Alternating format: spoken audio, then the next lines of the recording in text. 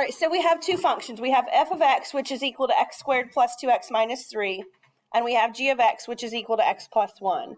And what we're going to do is we're going to add those together, we're going to subtract them, we're going to multiply them, we're going to divide them. We also have to think about their domain, and remember the domain are the values of x that we are allowed to use that will result in a real number output or an outcome, okay?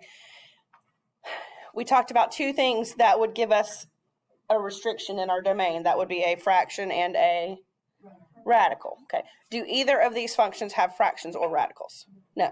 So what I want to do first is take a look at the domain of each one individually, because then we're going to have to talk about how to put them together. Okay.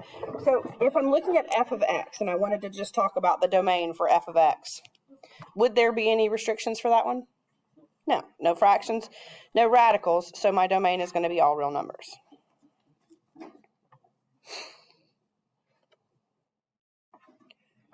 What about g of x?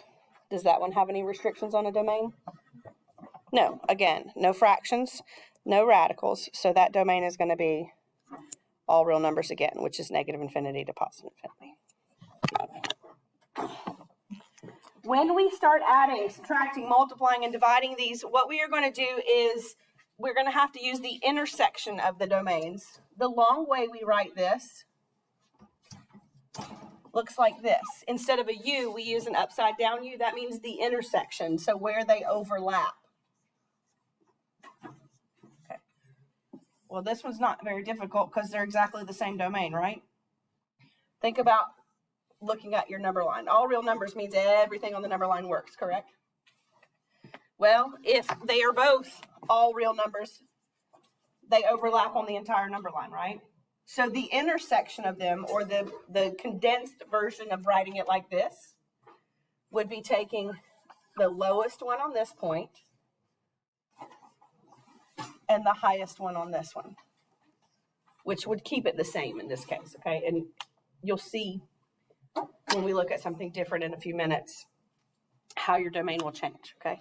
That domain right here, the green one, is going to be the same for adding, subtracting, and multiplying these functions. It will be slightly different for dividing them, but when I add them and subtract them, add them together, subtract them together, and multiply them together, the domain will be that green one up there, just negative infinity to positive infinity. Are we kind of okay? All right, let's start with the first one. F of x plus g of x. What did we say f of x was? X squared plus 2x minus 3. Okay, so I'm taking that entire first function.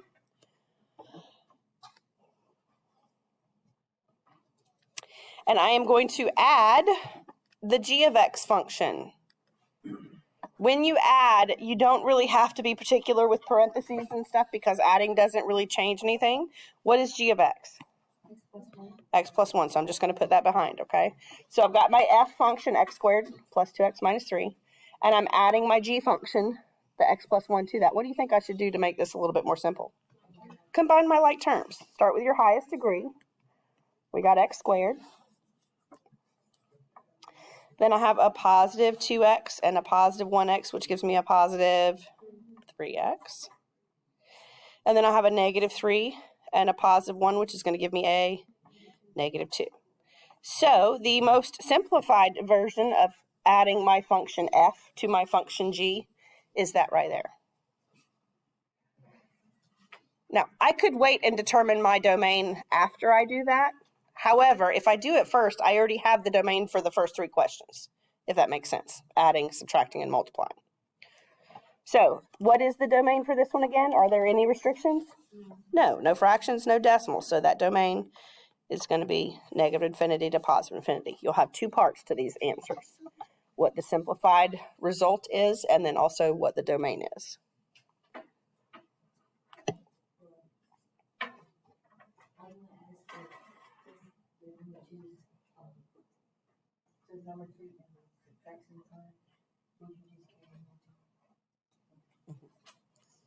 So 2, we're going to do very similar to this, except for it is subtraction. So we have to be careful. We have to make sure we subtract the entire second function. Which one's listed first? F of x. So we're going to write that one first. So that's still x squared plus 2x minus 3.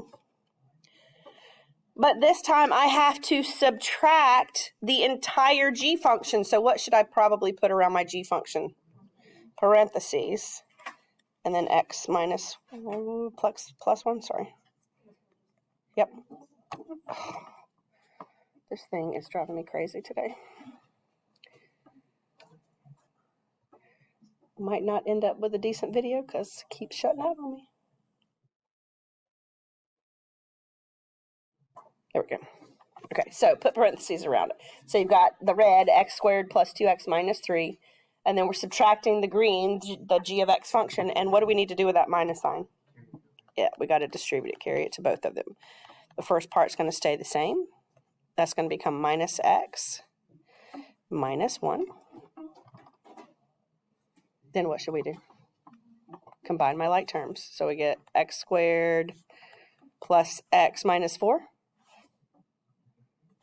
Does that look good to you guys? Sure. What about the domain? What would that be? All real numbers. Same thing before. Negative infinity to positive infinity.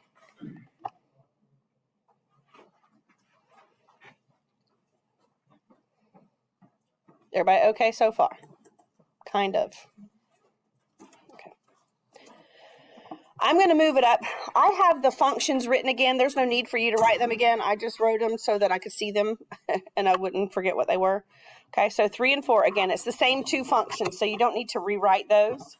But we are going to actually multiply them now. We're going to take f of x and we're going to multiply it by g of x.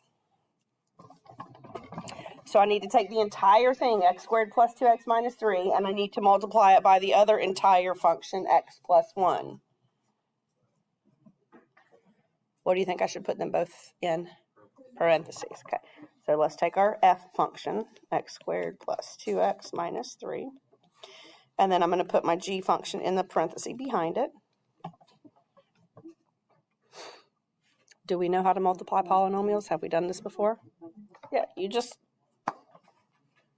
do the foiling process, right? Or distribute, whatever you want to call it. It's not technically foiling because one of them has 3 terms. However,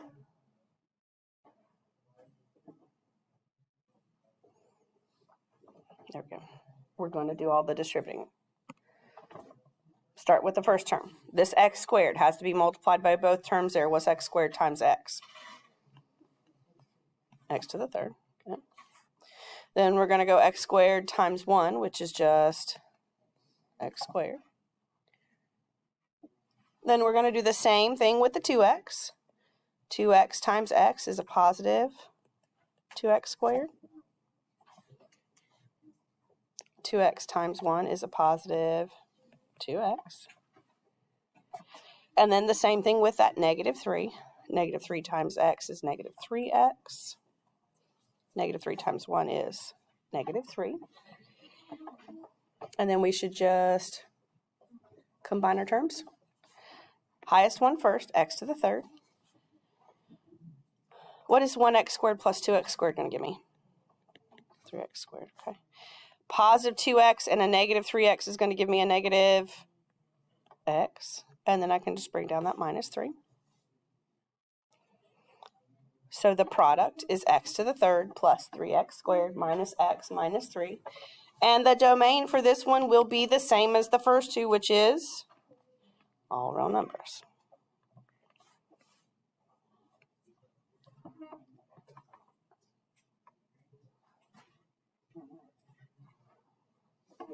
So far, so good? All right, this is where it's going to get just a little bit different with, specifically with my domain. What is the f of x function?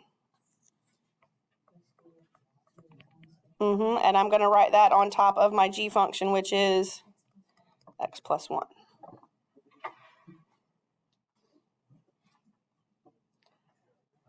Now, before we move on to trying to see if this can go any further, let's talk about why we think the domain might be a little bit different. What do we have now that we haven't had in the first 3? Fractions. And what are we not allowed to have in the bottom of a fraction? 0. So because I now have a fraction, what I have to do is figure out what x can't be and then write my new domain from that. And when we have a fraction, what part do we focus on only? The bottom. If we're not sure by looking at it, we take that denominator, we set it equal to 0, and we solve for x. That tells me what I cannot use. Ouch. So think about my number line. I can use every number on the number line with the exception of -1. That means at -1, it's going to be an open circle. I can use anything to the left of -1, and I can use anything to the right of -1. I just can't use -1. How would I write that in interval notation? Negative what? 2. Okay, and then the second one is going to be in union with 2. There you go. Yes, ma'am.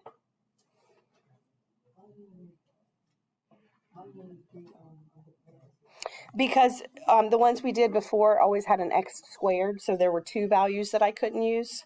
This is just x, so there's only going to be 1 value, so I won't need all 3 parentheses. When I was using those 3 parentheses, I had 2, like the positive and the negative number that I couldn't use. Here it's just -1. Does that make a little bit of sense? Yeah. All right, so that's going to be the domain. Now we can go about talking about how to simplify this. We've dealt with these fractions before, bless you. X squared plus 2x minus 3 over x plus 1.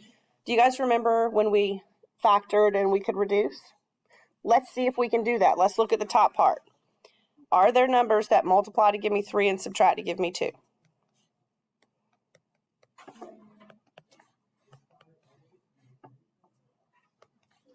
Three and 1. All right, that means my signs are different.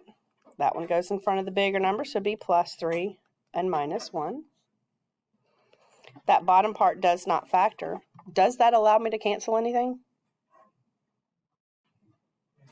No. Okay. So technically this one, you could have left it just like this. Okay. It's not going to simplify, but you need to check and see. So you can also leave the answer like that. Don't forget the domain we have already down here. Yeah. So even with the one like when we've given the formula and we've done the domain there, if the question that's asked is a radical or a fraction, is that original domain always going to change? Go ahead.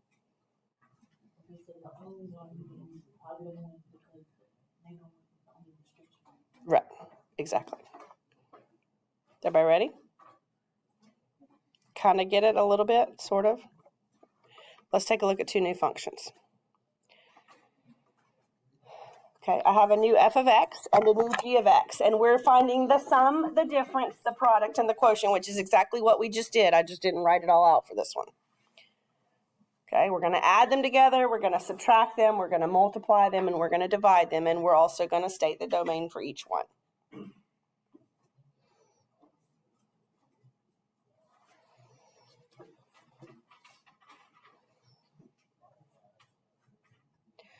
So we have 2 separate functions. We need to think about, I like to do the domain first. You don't have to do the domain first, but that's going to give you half of your answers right there. So I like to go ahead and knock that out. I want to focus on each one individually. Okay, let's start with the x minus 1. Hold on, let me get an eraser so I have some more space. All right, so let's focus on f of x. F of x is equal to the square root of x minus 1. So figuring out the domain for this one. It's a radical. So we always take that stuff under the radical, the x minus 1, and we set it what? Part of it greater than or equal to 0. Remember, our radicals have to stay 0 or positive. So let's solve that for x.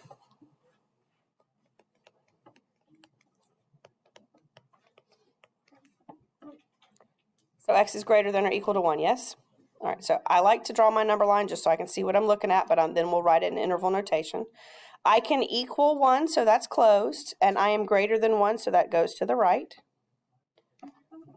So what would that look like in interval notation? There you go.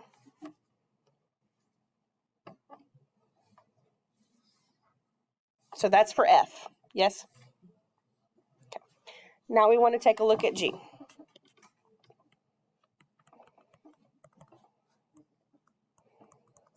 Same concept here. It is a radical, so we're going to take that stuff under the radical, the 4 minus x. We're going to put it greater than or equal to 0. We're going to solve that for x.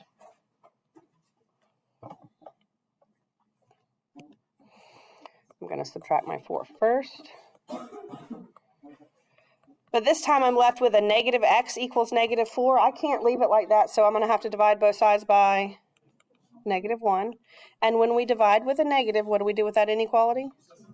Whoa, yeah, we switch it. So that's going to become x is less than or equal to positive 4.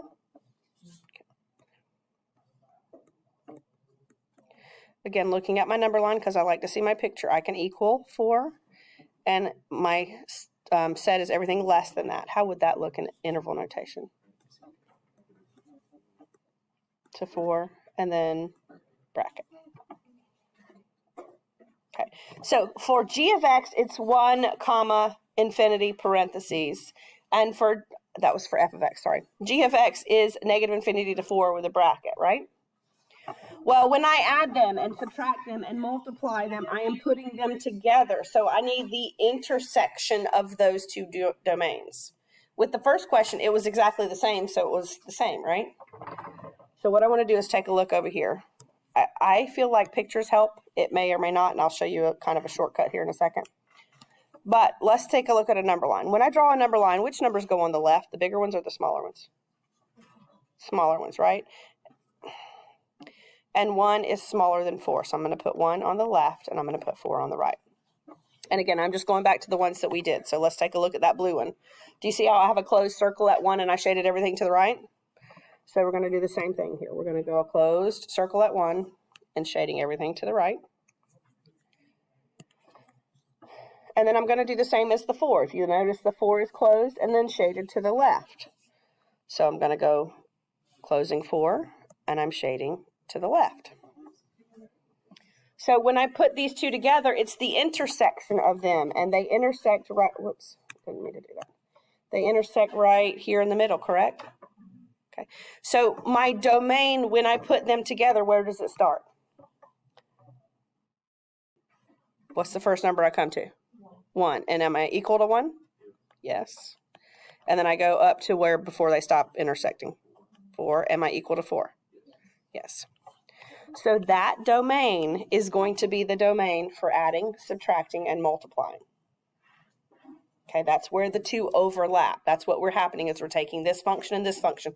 We're putting them together. So the intersection, the upside down U, that's what that is going to be just from 1 to 4. Kind of make a little bit of sense? Okay. Shortcut though. Look at here. Look how we wrote these here. Do you notice that when I put them together, I basically took the first part of the first one and the second part of the second one? Make sense? All right, let's add. So we're going to go f of x plus g of x. We're doing this one first.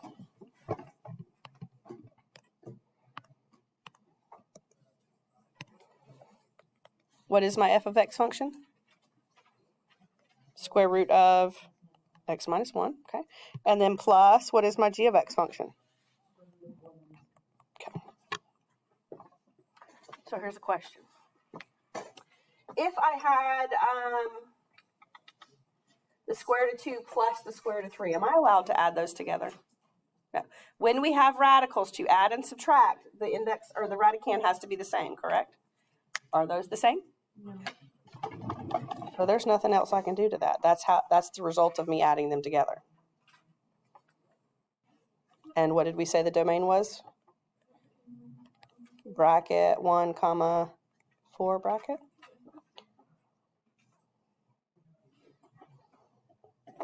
Make sense a little bit? Okay. All right, let's do the subtraction. Let's do f of x minus g of x. Remember, we have to do the domain for each one of these as well.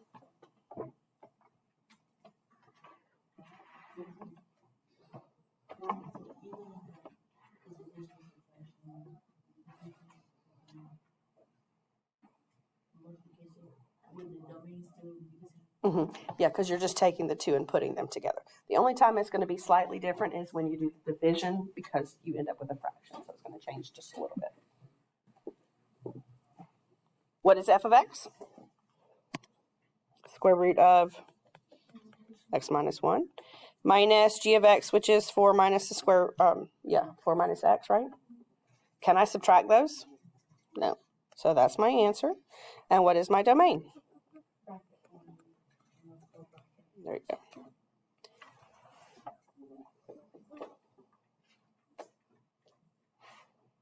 Anybody have any questions so far? All right, now let's do the multiplication. Let's do f of x times g of x.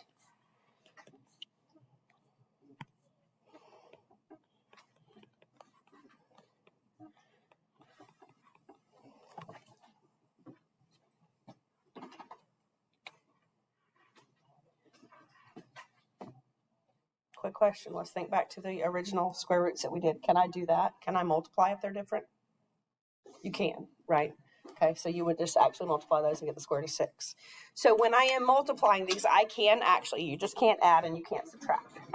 So what we're going to do is I'm going to put this under one radical. So I'm going to take my square root. I'm going to take that first binomial and put it in parentheses. I'm going to take that second binomial and put it in parentheses behind that. And then I just need you to FOIL it out and combine your like terms. Make sure you leave your square root, but just multiply those two binomials and combine your like terms.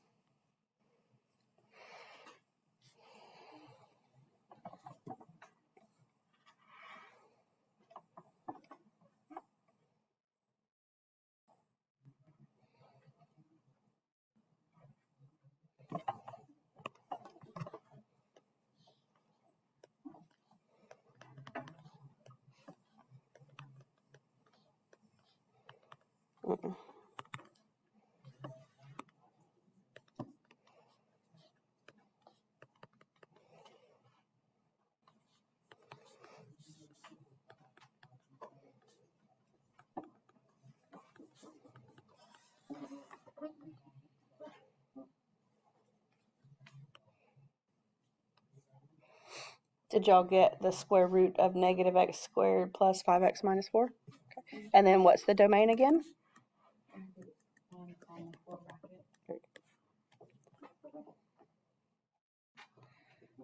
So far, so good?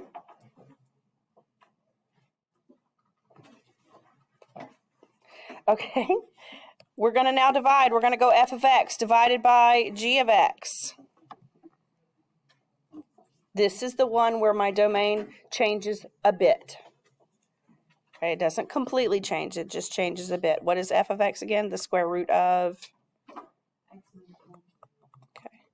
And then g of x is the square root of 4 minus x. Now, do you remember when we did deal with radicals and we had a fraction, we would have to rationalize it? We're not doing that this time. We're going to leave them just like this, okay? When I have a radical on top of a radical, unless they're exactly the same, I'm not going to do anything else to those. So I'm going to leave the division part just like that, okay? I can't simplify because x minus 1 and 4 minus x don't have anything in common. I'm not going to try to do all that rationalizing because that would turn into a big nasty problem, okay? Now, why, again, is the domain going to be slightly different this time? Because I have a fraction. What changes is this. Keep in mind that we did this before. We had 1, we had 4, we were equal to 1, and then greater than 1. And we were equal to 4 and then less than 4, right? But which one is on the bottom? The one with the 4 or the one with the 1? The 4. So if I were to plug a 4 right there, that would give me 0 in the bottom of a fraction, right? So the only thing that's changing in my domain this time is this time I cannot equal 4. So that would be an open circle, okay? And then it would be everything to the left. Bless you. So my intersection is still in the middle, but the only difference is which one is not going to have a bracket anymore on it. 4. So you're going to start with your bracket at 1. You're going to go to 4, but your 4 no longer has a bracket because I can't equal 4 anymore because that is in the bottom of my fraction. Adding, subtracting, and multiplying didn't have fractions, so we didn't have to worry about it not being able to equal. But when I divide, that radical with a 4 in it is in the bottom. If I plug a 4 in, that's going to give me 0, and I can't have that. So that's why it's now a parenthesis at 4 instead of a bracket. Kind of okay. All right. 2 new functions. I want you to do exactly the same thing, but I want you to do them by yourself. These are the last ones. So I want you to add them, subtract them, multiply them, and divide them. Make sure you state your function.